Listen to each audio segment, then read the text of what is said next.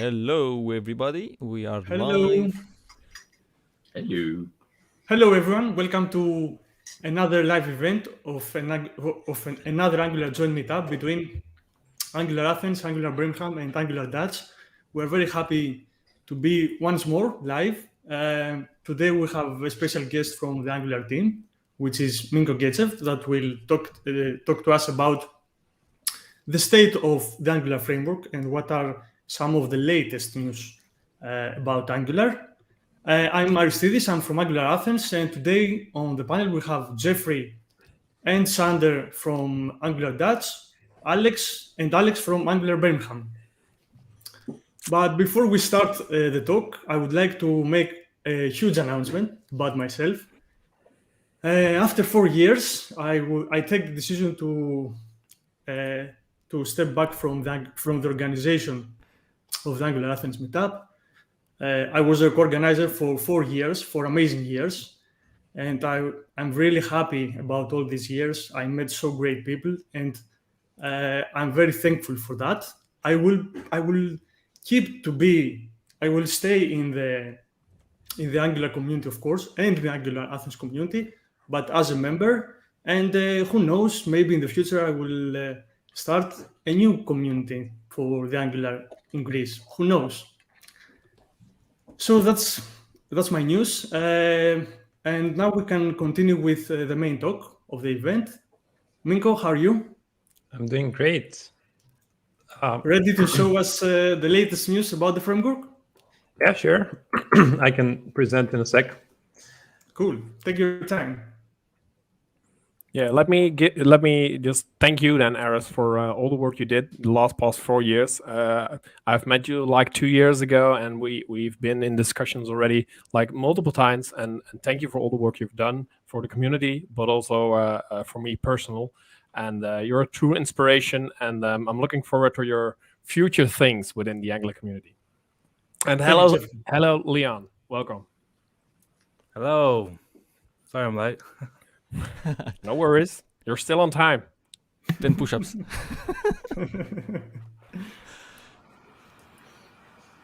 All right. Do you see my screen? Yes. Awesome. Okay.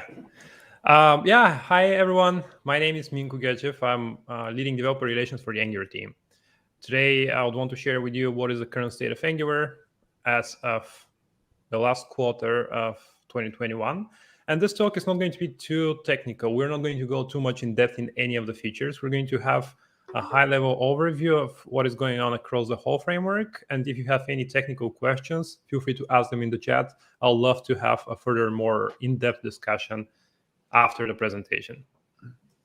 So Angular is an integrated web platform for building web applications. I want to specifically mention that our focus is on web because I'm frequently getting questions, when are you going to build Angular native? Chances are that we're not going to build Angular native. Our focus is on web, and the community has been doing a fantastic job for building hybrid frameworks, for example, Ionic or something like NativeScript, which allows you to build truly native applications. Also, one of the main mottos of Google is to build for everyone. So as a Google technology, we're investing a lot into accessibility.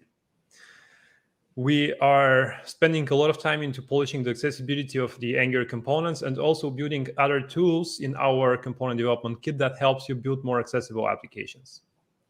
We're also opinionated and scalable, which means that we have a style guide, and pretty much all Angular applications, unless you want to very strongly go out of it, are following it. We have embedded it into our tooling, into our documentation. So by default, you're on the best practices that we have discovered in the web applications at Google. And also it's scalable. For example, we're investing in micro frontends right now so that we can define a set of best practices to let you know how to build applications that scale in the best possible way. And also Angular is mature and stable. It's about 5 years old, and it hasn't changed dramatically since the original release in 2016 of Angular version 2. We're going to introduce some new API changes, but still they are backward compatible. We're going to talk about them around the end of the talk. And it is well supported. We have a team that is primarily focused on supporting Angular at Google and for third-party developers. So This has been our focus for the past 5 years, and we're not anticipating any changes. Around Google, we're getting a lot of collaboration, validation with the internal projects, a lot of support and expertise from folks. Around collaboration, we are lucky to be working very closely with Firebase to build very good integration with Firestore and also deployment capabilities with ng-deploy. We're very closely working with Chrome, and Chrome is one of the leads in the web platform. So we are fortunate to have this close collaboration so that Angular can advance together with the evolution of the web. And also TensorFlow. As you know, Google is also big on machine learning, and we have been working with TensorFlow on a couple of initiatives. For example, predictive prefetching in a service worker, which is a pipeline that goes all the way to Google Analytics that we're later on piping to BigQuery, TensorFlow Extended, building a TensorFlow model that we're converting to TensorFlow.js and running in your browser for your Angular application so that you can make accurate predictions on the actions that your users are going to make so that you can fetch information ahead of time before they actually need it. You can learn more about this and other integrations with TensorFlow in our talk from Google I/O, where David and I have pretty much the same background with a coffee table now, where we discussed how you can build future-proof web applications with Angular and TensorFlow.js. In terms of validation, Angular has enormous test coverage, which is we appreciate it that because it brings stability to the community, but it's a big pain for us. We need to maintain over 2,500 projects and make sure that we don't break any of them. So we're paying this cost so that anyone else can have good development experience, right? And this way we can break the framework as minimally as possible for everyone. So that's why it has been that stable for the past 5 years. We just can't rewrite the framework because, well, we're going to break everyone and we're going to make our job miserable. So we have been keeping the framework stable, and this has allowed us to roll out some large efforts without breaking backward compatibility. For example, in 2018, I was not working on Angular back then. I was building a startup. I was still very heavily involved in the Angular community. And that was just about 2 years after I moved to California from Bulgaria. I was participating in this Angular Mountain View meetup where Rob from the Angular team shared that the team is working on a new initiative called Ivy. And it is going to bring the Hello World application down to under 4K. I was very excited about it and tweeted, I remember. And my tweet was very well accepted by people. Everyone was really excited about Ivy. And I was anticipating Ivy to get rolled out every other week. I was checking the status of the website, is Ivy ready yet, every other day. And it turned out that Ivy was not as ready as I was expecting. It took us another 2 years to release it. And it took us even longer to completely roll it out internally and make sure that we're not breaking anyone. In the external ecosystem, we also built a compatibility compiler that allowed everyone to transition view engine libraries to Ivy. And generally, it was a successful release. We got some savings in terms of about 30% for larger applications because of the more efficient, more compact format of the Ivy instructions. But we weren't really sure what is the entire impact of the Ivy effort until we rolled it out internally for all the 2,500 or almost 3,000 apps now. We have thousands of applications internally, and we have access to their source code. So this is pretty powerful because looking at their source code, we can see what are the savings overall. Looking at a single application, we can't get really a great idea for what is the impact of Ivy across the entire ecosystem. But having kind of a model of this ecosystem internally, we can evaluate better what is the impact of the new rendering and compilation pipeline. We currently we notice that Ivy is reducing the computational resources when compiling Angular apps with over 90%. And also we got over 50-minute savings for building the biggest Angular app in Google, which as of today has about 14 million lines of TypeScript. So we definitely brought some compilation improvements and also shrunk the bundle size a little bit. But also, Ivy helped us enable some improvements on the debugging and profiling experience. Previously, it wasn't trivial to hook into the execution lifecycle of an Angular app. With View Engine, we really didn't have any sophisticated profiling capabilities that allow you to inspect how much time you're spending exactly in the individual components in terms of lifecycle hooks or change detection. Now with Ivy, we developed Angular Devtools that we released on Google I/O 2021, and you can use it already on Chrome Web Store today. You can install it from there. Also, there are some improvements around error messages. Each error message has an associated code with it, and the top errors have also guides and videos where you can look up extra information and get further hints on how you can debug and understand the particular error message that you got from the framework. The communication of the roadmap was a big change that we did in 2020, and as of today, we're tracking over 35 projects, and we have at least 300,000 views of the roadmap. If you're interested in where Angular is heading next, I'll recommend you to go to angular.io/guide/roadmap. It wasn't a trivial effort compiling these projects because the web ecosystem is moving at a very fast pace. There are new standards being developed every other month, and Angular needs to follow these standards and adjust our roadmap in a pretty flexible way so that we can keep up to date with the evolving ecosystem. So compiling this set of 35 projects and committing to it require a lot of planning and effort and a lot of process changes. And we're really happy that it seems that you're appreciating this communication coming from us. Around Ivy, we're really focused on shipping this compilation and rendering pipeline. And this didn't allow us to pay so much attention on feature requests and some View Engine bugs. So at a certain point, we reached almost 3,000 issues on Angular. That was a lot. And although a lot of these issues were duplicates and there are a lot of feature requests that were outside of our scope, we really wanted to be better in responding to them. So we ran different initiatives, the Operation Bylog, where we spent for a couple of quarters up to 50% of our time triaging issues. We had different fix-it operations where for a week we're just spending time on resolving issues. And also we implemented a feature request bot inspired by the Visual Studio Code feature request process, where we introduced voting so that for each feature request, the community can vote with thumbs up. And if we get above 20 upvotes, we can consider this feature request and see whether it aligns with the future of Angular. And we were able to reduce them with close to 50%. Currently, they're about 1,700. And we are working hard on dropping the number even further. In terms of pull requests, this is where our focus has been primarily because we really value contributions by the community, and not responding to a feature request, to a pull request is something that we definitely don't want to do. So also feel free to ping me directly if you're expecting a response to any pull request. We really appreciate that work.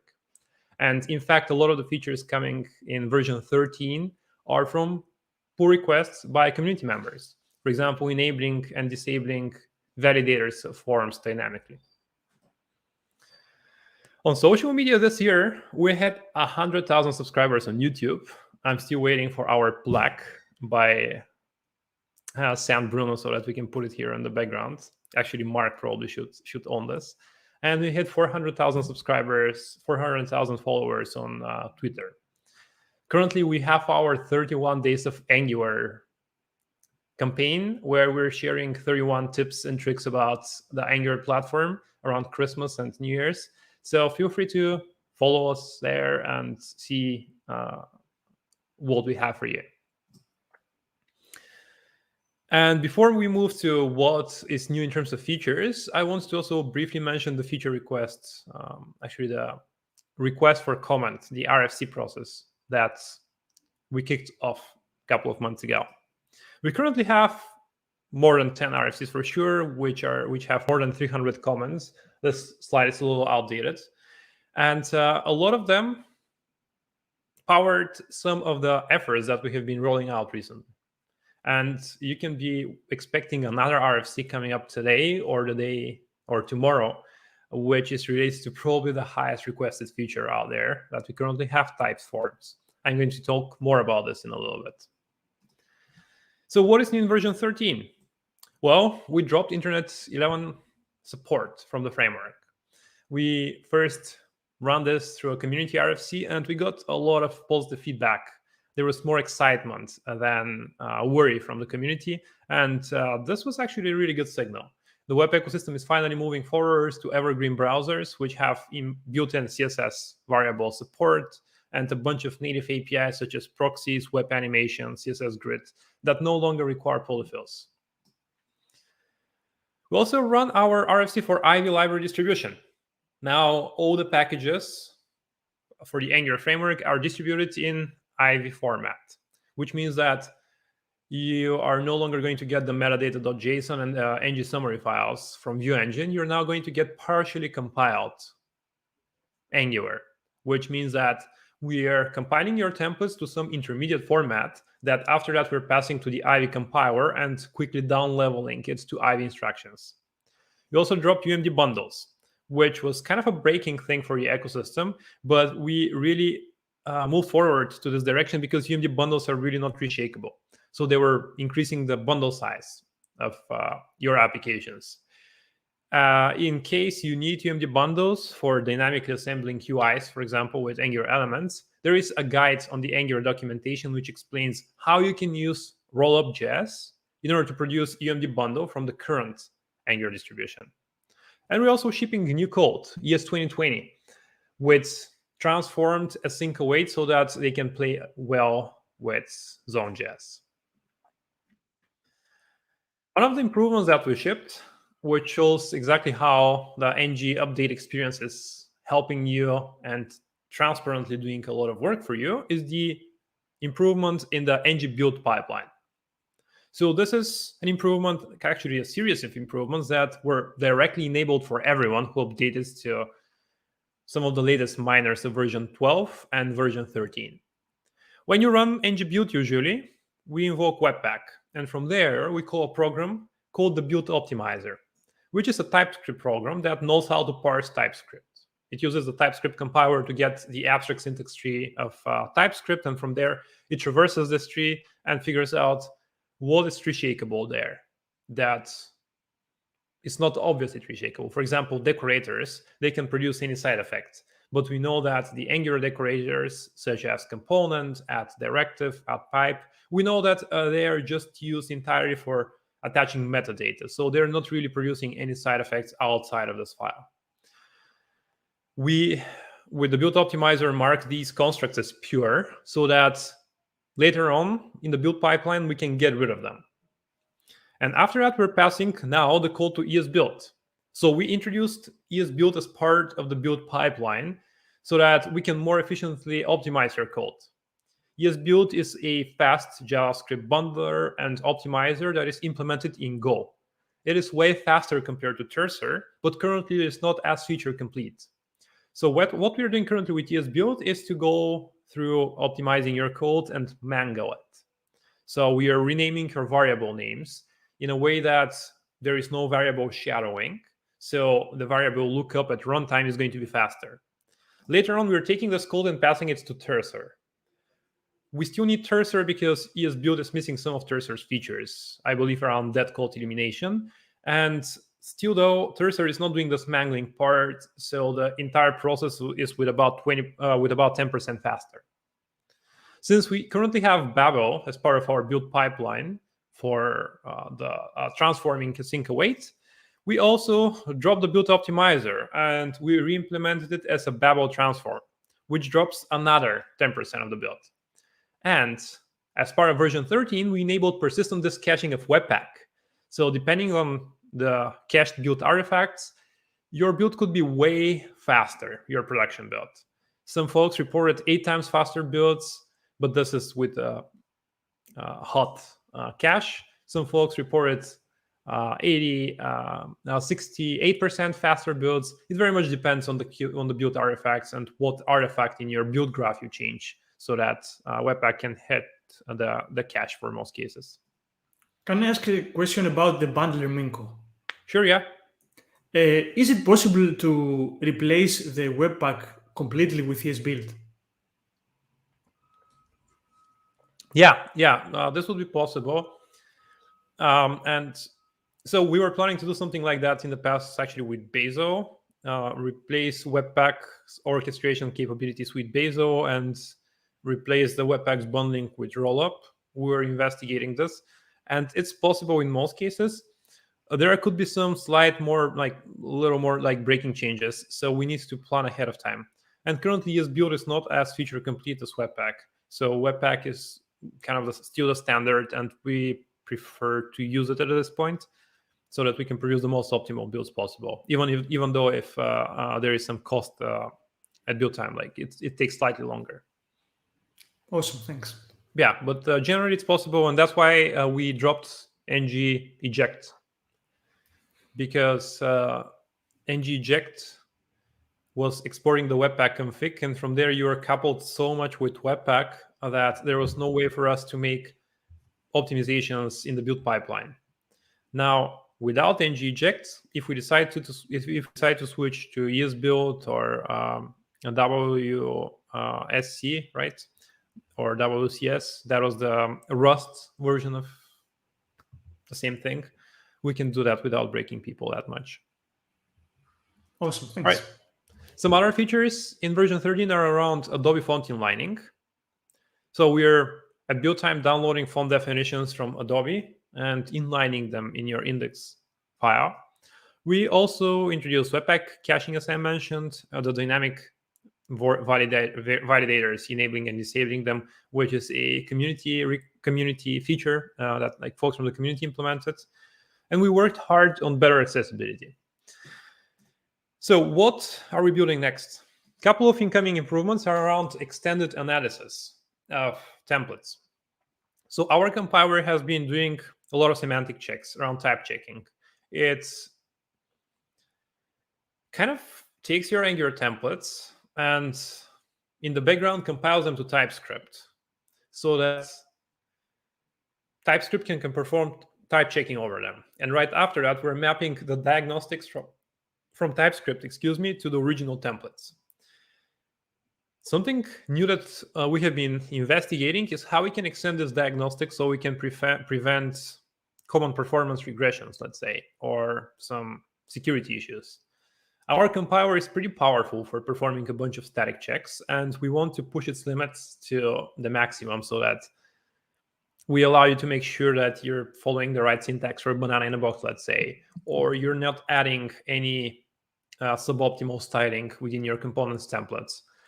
This is still something that we are working on, and we're moving forward. There are a couple of checks that are currently behind flags, but we're expecting to enable them in the next minor or so. We're also working on simplifying the API by dropping factory APIs that are legacy APIs from ViewEngine, working on more advanced guides in documentation, and our big effort on moving our material design components to MDC Web so that they can step on shared primitives that are used across the web implementations for material design and have better accessibility and alignment with the material design specification. A big effort that we have been planning for the past couple of months, actually for way longer, but for the past couple of months very actively, is around typed forms. This is the RFC that I reviewed yesterday, and we are probably going to publish it sometime this week. So with typed forms, we're going to make an incremental improvements on the typing of the form group and form controls. With type forms, we're now going to allow you to have way better type checking when you're defining form groups. So here you can specify that this form group is of type cat group, and this way you'll be able to get proper type checking when accessing the values of individual form controls. I would not spoil the surprise too much. There is going to be an RFC coming pretty much any moment, and it is in a pretty good shape. So this is something that is coming up soon. We're planning it for version 14, but it's really hard to commit. We still want to run it first. It's an RFC. We want to collect a bunch of feedback. And depending on this feedback, we can decide how we can move forward. And another major change, which is going to have an impact across the whole ecosystem, is standalone components. It is not a breaking change because we're just adding the possibility or the option for you to build standalone components without ng modules. this doesn't mean that we're dropping ng modules. No, they're going to be there, and they're still very good for specific use cases. For example, when you're importing a library, you may want to import this library as an ng module. This ng module can define all the different components that you need from the library, also all the different pipes, services, and directives. Here is how a standalone component would look like. So this is a traditional Angular component, actually. Here we have our hello world component, which later on we would have to declare in an ng module. And right after that, using platform browser, we would have to bootstrap this module. And this is how the whole application is going to look like with standalone components. Here, we're importing something called bootstrap component from Angular core, which is just a function that knows how to bootstrap an application with a single component. And also we're declaring this hello world component as standalone. And that's pretty much everything.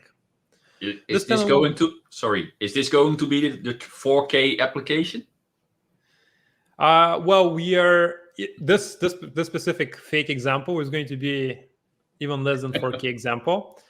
In the first version of standalone components, we're still going to ship platform browser, so it's not going to be 4K. But I believe that most people are not building hello world applications, so that's why we haven't been prioritizing the 4K, the like 3.3K hello world app recently. I had to ask. Sorry. Yeah. It was an excellent question. I mean, it's currently you can do that if you're using the render component API that is private. So folks who really want to do that, they can.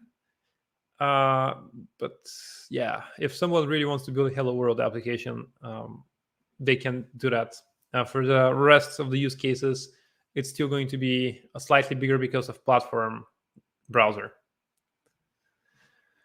Yeah, so this RFC is we have a summary for the conclusions from the RFC, and we're going to move forward with implementation in the next couple of months. These are just like some of the efforts that we have been working on. There are more things coming, some things that they're kind of early to commit to so far, so I didn't include them in the presentation, but we're definitely going to follow up with RFCs, and we would love to hear your feedback about them. That's everything I had today. I would love your feedback about this talk, and also I'd love to know what questions you have so that we can discuss more things about Angular.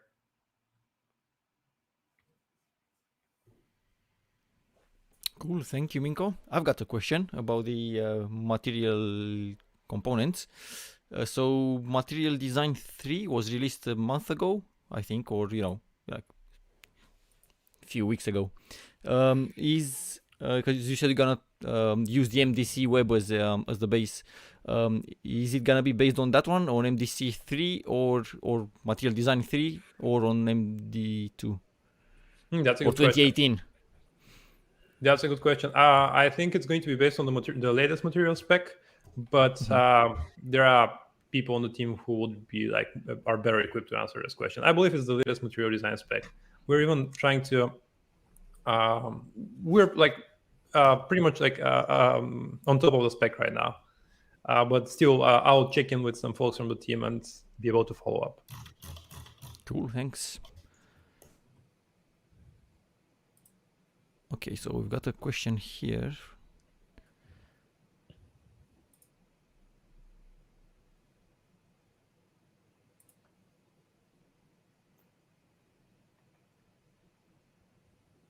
Can you see the question, Minko? Yep. I mentioned partial compilation in Ivy. It looks like a trade-off between overhead and faster compilation. Can you elaborate on that a little bit more? Yeah, sure. So when you compile so there are a couple of different options, I guess. We can approach the situation when we want to distribute Angular libraries. There are many different, but I guess a couple of different groups of situations. We can either distribute the whole library compiled to Ivy instructions. We can have a partially compiled application down level to JavaScript with some intermediate format for the instructions, or we can distribute the application the way it is, the library the way it is with TypeScript, and compile it from scratch. The last option that I mentioned is going to be pretty expensive. And also, there are going to be some tricky things around the TypeScript compiler, the version of the TypeScript compiler and the compatibility between the library version that you distributed with whatever TypeScript version it is compatible with, and the TypeScript version used by the application would have like a big significance there. Like you might not be able to, there will be more breaking libraries, let's say. We can also distribute the library with completely in Ivy format. So we can compile the library to Ivy instructions, and this way we can distribute it to NPM. And this would work fine in most cases, and it will be pretty fast, but it is going to expose the entire Ivy instruction set as a public API. And every tiny change we make in the Ivy instruction set is going to be breaking for people. So let's say you publish your Angular library with version 13.0.0. In version 13.0.1, we may make slight change in the Ivy instruction set to make the runtime a little bit more efficient, and the library will no longer work with 13.0.1 applications. So with intermediate format, we're committed to keep this intermediate format compatible with the last two versions of the Angular compiler. So there is a slight overhead because it's like not Ivy instructions, but it is still very easy to turn this intermediate formats to Ivy instructions. And we're also getting this extra compatibility. I don't know if this answers the question. I hope it does. I hope I was clear. But another trade-off is that we're introducing yet another kind of like language. This intermediate format is another language and format by itself, which we need to maintain. But it is allowing us to have better backward compatibility. So it is kind of worth it. I have an additional question for that. If I'm running in a mono repo and I have a couple of libraries there for my own use only, it would be smarter to compile them to the native format directly, I think, instead of this. It will be small either way. They're gonna compile to Ivy instructions, and they're going to be tree shaking. Yeah, in a mono repo there is no need to compile them to intermediate format. You can just directly add them as part of the compilation of the bigger app. Still depends a little though. If your application is really big, you might want to break it up into different libraries. But is there already a mode that you can compile it to native Ivy? Depends on how you configure the project currently. By default, the Angular CLI is going to compile your libraries independently to intermediate format, and right after that, you can import them from their dist directory, and the Ivy compiler is going to take this intermediate format, compile it to Ivy instructions, and build it together with your application, which is great for large applications where you have a lot of libraries, and having a big compilation is going to run your system out of memory. Something that we were doing on Angular Devtools, because Devtools is just, 15,000 lines of code. It's not too big. We were depending directly on the different libraries, on the source code of the different libraries. So we weren't down leveling them to intermediate format, and we were creating one big compilation, which had better developer ergonomics, because we didn't have to figure out what is the topological sort of the dependency graph and build things in this order. We could just build the application, and TypeScript was figuring out its dependencies automatically.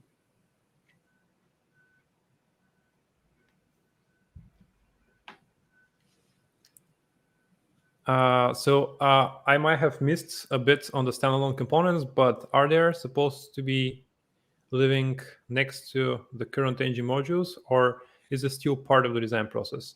Yeah, there is an interoperability. I've been practicing this word so much. There is interoperability between standalone components and ng modules. So you can import an ng module in a standalone component. You can't declare a standalone component in an ng module, but you can import it in the same way you're going to import an ng module. So yeah, they can live in the same application pretty well.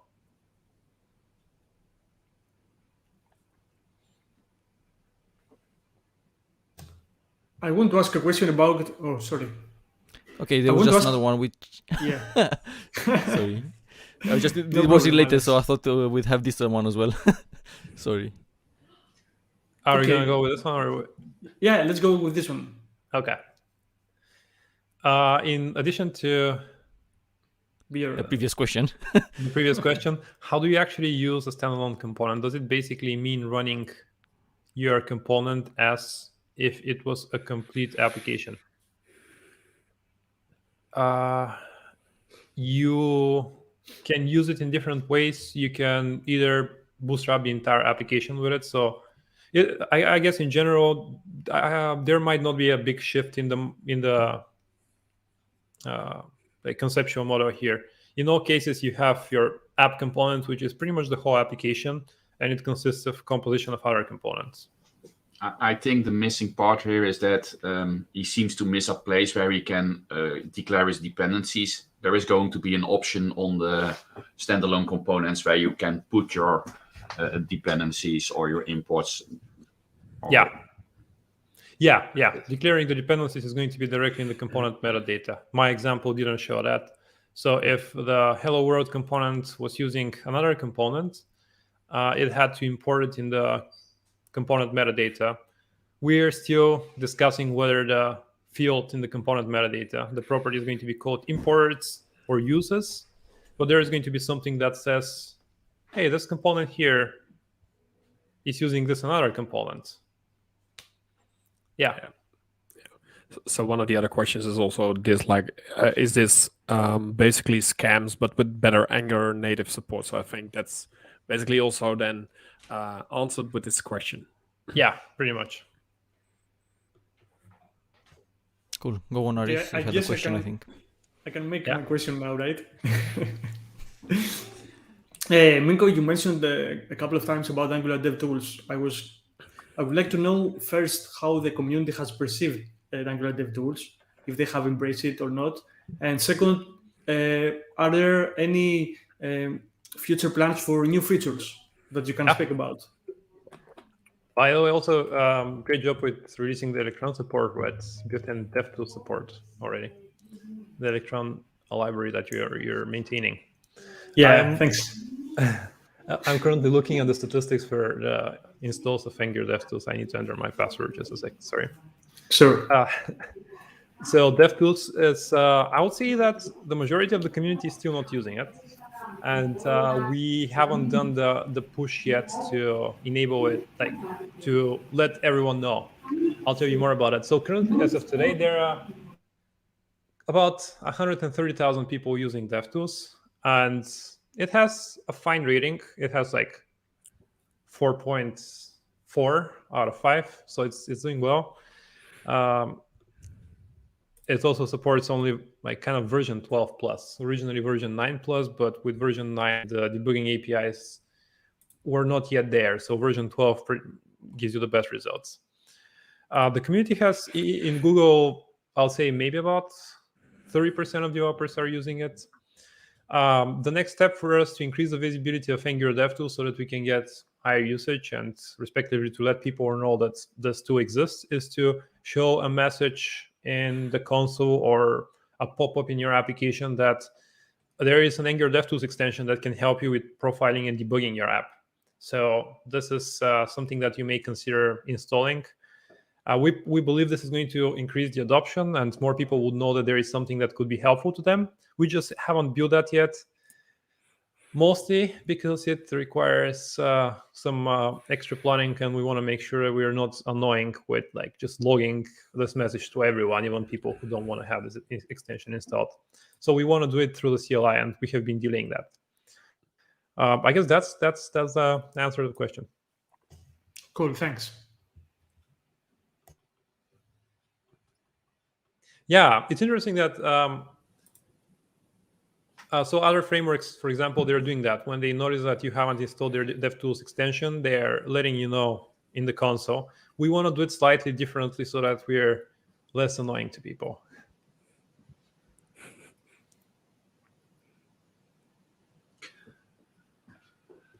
I had a question about the caching. The caching creates a .angular folder in your project. Yeah.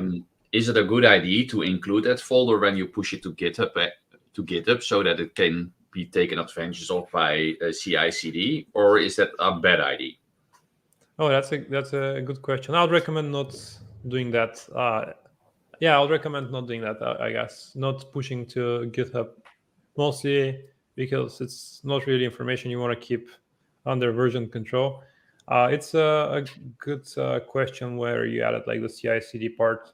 Probably it might be better to just cache this directory across CI runs, so that next time you run the CI, you use the previous .angular directory with the populated cache, which might not be as fast as getting the like very latest build, but still prevents you from keeping irrelevant artifacts in Okay. under version control. Thank you. Then I have a questions for the CLI team. Shouldn't it be added to the gitignore file? Yeah.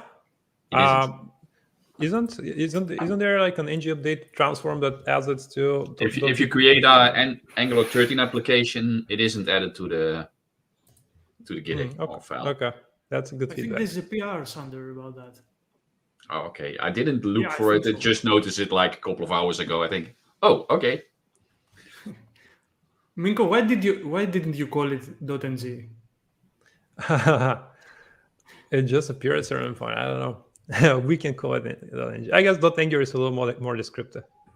It's same as, and also follows the same consistent format as angular.json and the config file in your home directory, which is like .angular.config.json or something.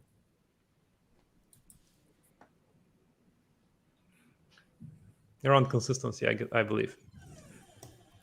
Cool, yeah.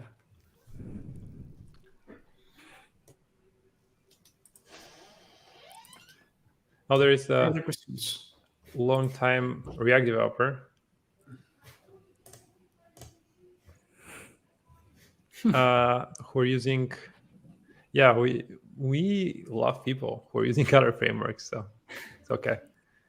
I used React actually before I joined the Angular team for a bit, for a startup, and it was a great technology. It's TUS, I guess. I just haven't used it as much recently. Currently, I take all reference data on the page, load and store it in Redux, and use it through app. Any convenient way I can do that in Angular. You can use Redux with Angular if you prefer to. You can also use NGRX with Angular, which is similar, but uses RxJS, which may remind you to hooks a little bit because it's very expressive and does a lot of things. You can use the way, like, you have the same component model and you can use the same store paradigm. So I have another question about you, Minko. Recently, I had a use case where some of my TypeScript code had some deprecations, but these were TypeScript deprecations, and I was wondering if Angular service should report deprecations somehow or not. I don't know. Just a thought. yeah. You mean like if there are general TypeScript deprecations, there might be maybe something like ESLint, the TypeScript support can report these deprecations somehow. You mean in the console, right? When you have the add deprecate annotation in a comment. Yeah. Yeah, maybe something like that. Looks like something that is good fit for a linter, like ESLint TypeScript. Let's see if they have. I'm pretty sure they do. Yeah, I think so. Yeah, it looks like they have one ESLint plugin deprecation. So I guess just add this rule to your config and you should have this functionality already. Yeah, one of the examples that I noticed was with the throw error XJS operator. Mm-hmm. It was not Angular specific. This is what I mean. Yeah. Yeah, we ship currently linting by default in Angular CLI. So you can add this manually with adding this rule to your ESLint config. And it looks like it's very highly maintained. Yeah. I think that the Angular CLI gives you, in the latest version, gives you the ability to install ESLint by default when you run nglint, if I'm not mistaken, right? So we're discussing whether we would want to install nglint automatically when you run nglint, ESLint automatically when you run nglint. I don't think we moved forward with this implementation. I think I proposed it actually on GitHub, but I don't think we moved forward with the implementation. But yeah, when you run nglint and you don't have a linter, ESLint automatically tells you, yeah, you don't have a linter. Maybe you want to have ESLint, and here's how you can add it. Yeah, I think it's there. Oh, it's there? Yeah. I think It will ask you, yeah. Yeah. They just moved forward. Nice. My feature is in. They didn't tell Minko about that. Oh no. Oh yeah, look at that. I'm just not. There was enough votes, so let's go. Oh yeah, there were 30 votes for my feature. Yeah, thank you, team. Yeah, that was one of my questions, because I like the votes structure in your in the issues, but I'm missing them in the components and the CLI part. Is that intentionally? We just haven't added this. So I worked on the feature request process. It was a lot of fun to implement this bot, and also I was pretty anxious to make sure that I don't close all the issues in the repo by mistake, just forgetting an if statement somewhere. So we were very cautious on enabling it. I remember first I made a private repo to run the bot into that repo. After that, I run it only on the last like 10 issues on GitHub. After that, we slowly started increasing the number. And currently it's running and working fine in the Angular repo, and we're going to enable it in other repositories as well. It's just not there yet. And also the number of votes is going to be different. But thank you very much for pointing out that this feature request is in. I'm happy that my proposal made it. Yeah.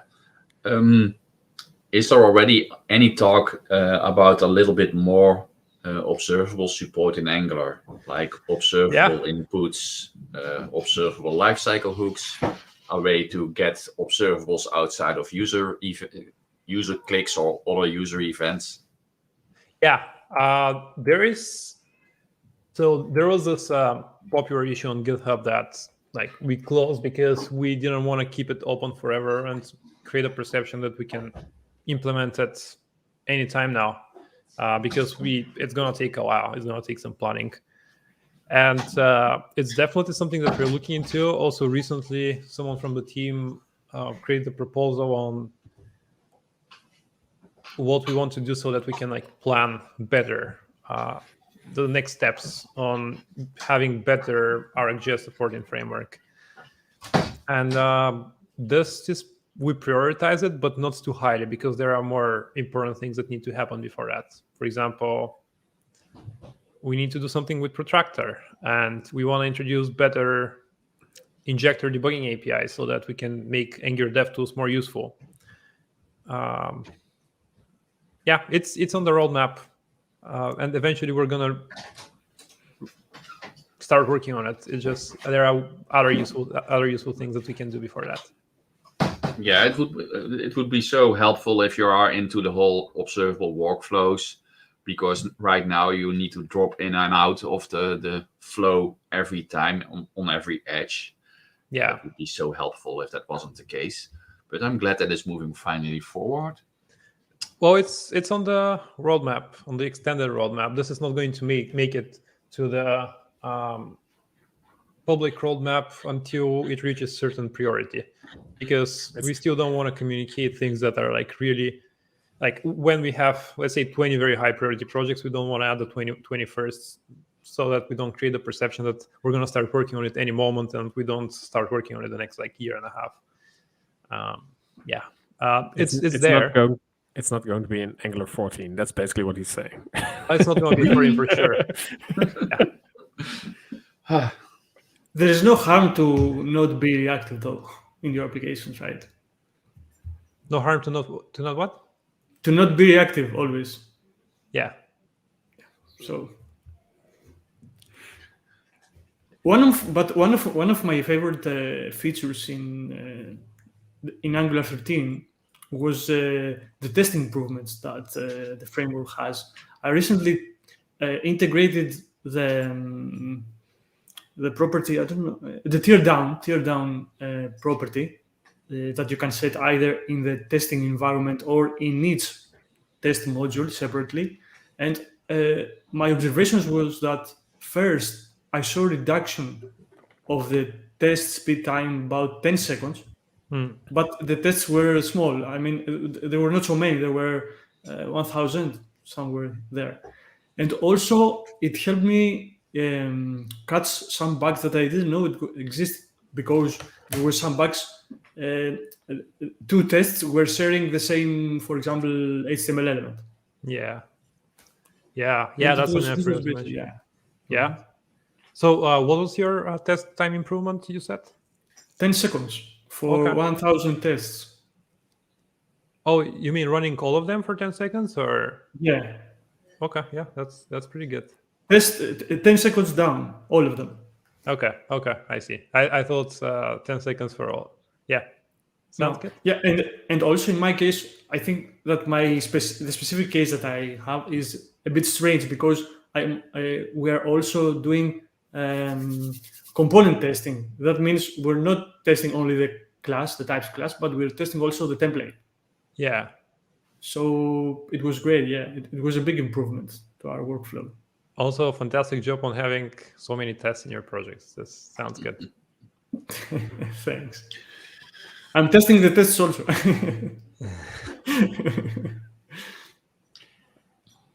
Is that Sander? going to? Yeah, I have a question about ESM modules. I would love if there was a possibility to just compile Angular to ESM, my Angular application to ESM modules, and just load the first module in my browser without any build of packaging, which would help developing, running from local resources, internal web apps. Yeah, that's something we want to do. I think it's pretty high on the priority list, actually. I think we may have it for V14 even. But I think it also would help. You would get Vite support if you have that. Yeah, which would be nice. I need to see where exactly we prioritize it, but recently we prioritize this project pretty high on the list. Cool. Yeah, it's going to have significant improvement on the ng server speed for sure.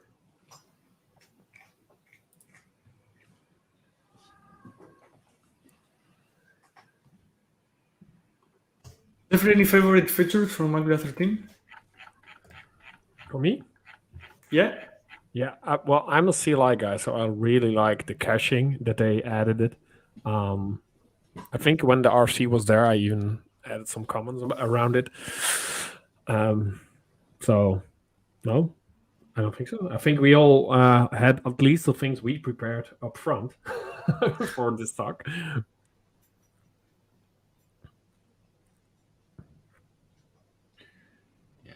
Aris, what are your favorite features from version 13? You said the testing improvements. Yeah, this is definitely my favorite, because I generally like testing more from all the other features. So sometimes I prefer to write tests down the actual code.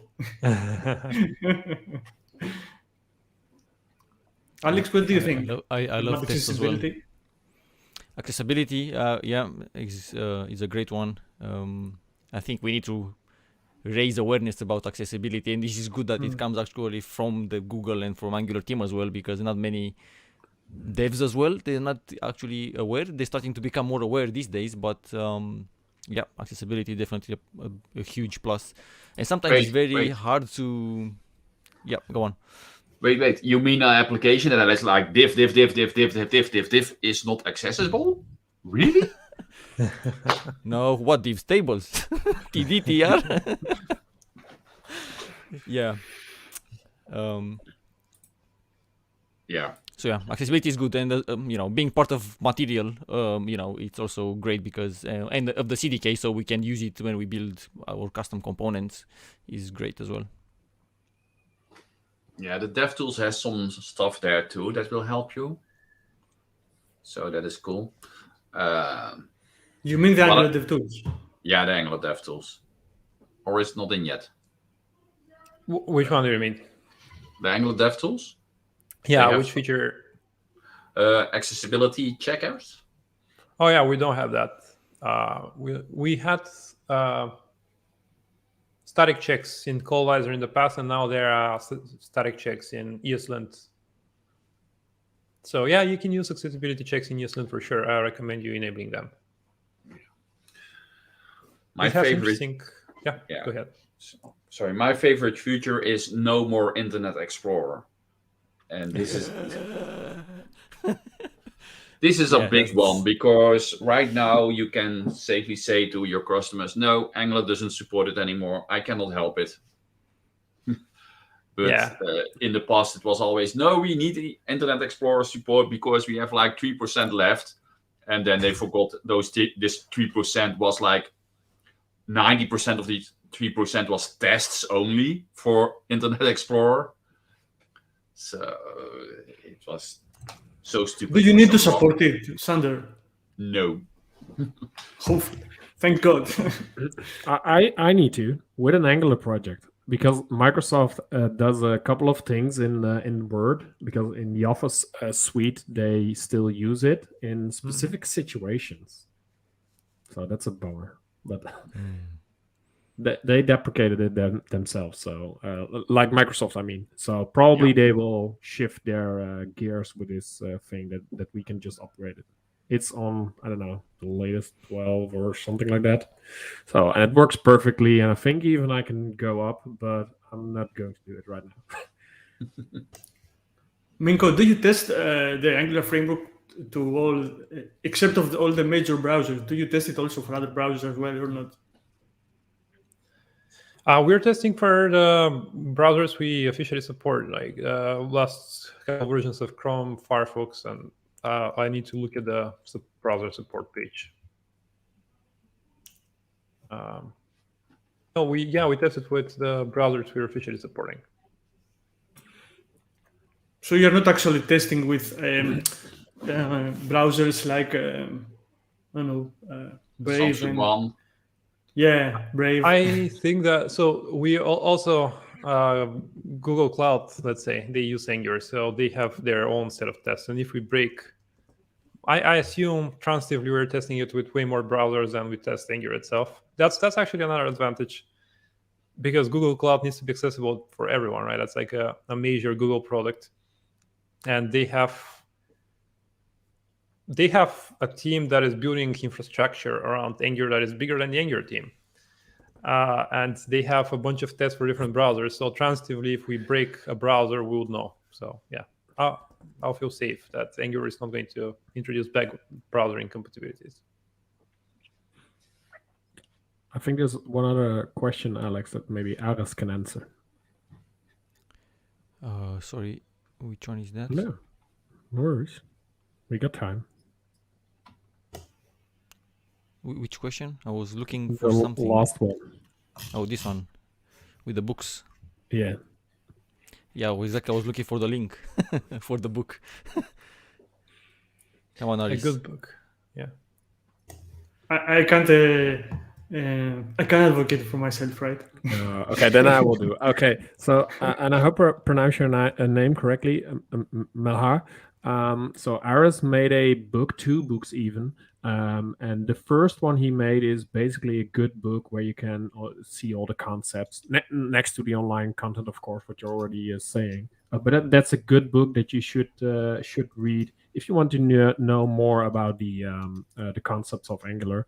And in his second book, he explores like different things like Ionic, but also Annex for a monorepro approach and some other stuff. That's also a good one, but first start with the basics and the concepts around it. So you should have a look there. And I think Alex just posted everything in the YouTube chats where you can have a look at it. And also for the Scully, there is a chapter for the Scully. Oh yeah, there's also a Yeah. Scully in there. Yeah, sorry, forget that. Man. Who made that project? I don't know. Sander didn't listen to it, so you're okay. I'm okay. I don't do anything on Scully. Actually, Jeffrey is doing a boatload of work on Scully nowadays. He has even written an entire new renderer using Playwright instead of Puppeteer. So that's actually pretty cool. But not the point here. I do have an actual Angular question that is not a question of mine, but I know a lot of people are having this problem. How can I reduce the size of my main bundle? What are the best strategies to do that? Great Yeah, question. let me share a video about that. I'm not sure what is the right way to share the video, but I have one. We have one from sometime this year. We were partnered with Jeff from Fireship.io, and there is a video on optimizing bundle size for Angular applications. And he captures the most important practices there. I'll probably share it here in the private chat because I don't know where exactly the stream is. You can share it. Please share it externally. Yeah, I'll share it on all the channels. Yeah, but because even if you do lazy loading and you lazy load all your routes, if there is like shared stuff, it automatically ends up in your main bundle, and there is not that much you can do about that. And I was hoping to see some progressment there. Yeah, well, if it's a shared stuff and it is used on the main page, there is nothing people can do really. But chances are that not everyone uses all this shared stuff when they open the page for the first time. They may not use it. Stuff can be always lazily loaded. So let's say you're building a page that needs to be really fast when you download. Like the front page needs to have really fast, largest contentful paint or whatever metric or first contentful paint, whatever you're optimizing for. In this case, lazy loading the different routes could help a little. But still, you said there are some shared dependencies. In this case, you can look at which of these shared dependencies you're using exactly in the critical path, like in the viewport that the user sees. And if you're not using all of them, you can lazy load them so that when the user scrolls down, you can lazy load the individual components and render them on the screen. That's one alternative. Usually with some refactoring of the application, we can shrink bundles, like always. I can show you a good example of such an application, or maybe I'll not be able to show you right now, but maybe after Christmas. Angular Movies app, where we reached a really low bundle size and really excellent score for core web vitals. We're collaborating with Michael Hlatke there. So the link might not be public just yet. Yeah, I think I was at NGBE 2 weeks ago, and Michael Hackley also mentioned a couple of things what you can do there. Yeah. So, and his talk is also online. I think it's published last week. So anybody out there, just look at the NGBE YouTube playlist, and probably there you can see Michael Hackley, and he also mentioned a couple of things for these problems. Next to the one probably that's on the YouTube video already shared. Okay, I have another question for Minko. Are there any references for Vue Engine still in your code base? Yeah, that's a really good question too. Yeah, we have one around NGCC. NGCC, the compatibility compiler, where we need to compile Vue Engine libraries to Ivy. That's it. We're waiting for the pull request that they will remove it.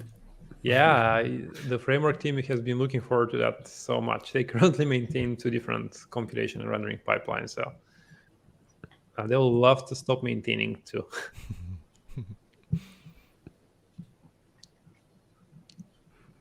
Go ahead, Sander. I thought that you wanted to ask something, right? No?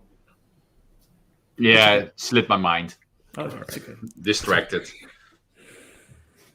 All right. Well, if there are no other questions, I guess we can end here. And you can always find me online at twitter.com/mgetchev or on LinkedIn, whichever network you prefer to use. Thank you, Minko. Thank you, Minko, and have a great holiday. Thank you, you too. Yeah. Thanks. Bye-bye. Bye. Bye. Well, I think that's a wrap also for us. We did everything. We had all the questions. I don't see any other questions in the chat. So unless anybody wants to chat about something. How are you going to spend your Christmas holidays? This is the last question. Oh, last question. So my holiday starts already next week. So Friday will be my last working day. And then I will not do anything, I think, of not that much, basically. And the second week, so the week of Christmas, my wife is also free, and probably will go with a little boy to the zoo, do some swimming, having some good dinners with family, with the rules of COVID, of course. That's a little bit difficult in some situations, but we'll manage. So most of the time, family and doing the good stuff with the little boy. Awesome. You? Alex? Me? Actually, I'm in the middle of moving out from my home. I will go to my new home.